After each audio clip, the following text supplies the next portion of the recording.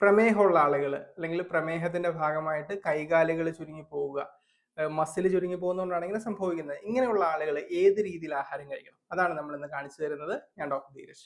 അപ്പൊ ഞാൻ ഈ പ്ലേറ്റിൽ ആഹാരം എടുത്തിട്ടുണ്ട്, ഈ രീതിയിൽ വേണം കഴിക്കാനായിട്ട്. അപ്പൊ ഇതിൽ 3 കാര്യങ്ങളാണ് ഞാൻ എടുത്തിരിക്കുന്നത്.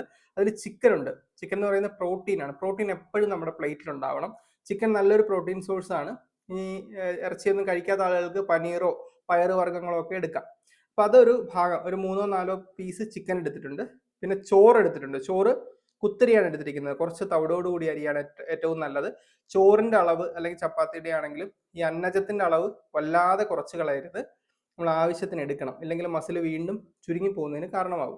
ഇതിനോടൊപ്പം തന്നെ വെള്ളരി, കുറച്ച് സലാഡ്, നമുക്ക് തോരനെടുക്കാം, അവിയൽ പോലുള്ള സാധനം എടുക്കാം, പച്ചക്കറികളും കൂടി ഉൾപ്പെടുത്തണം.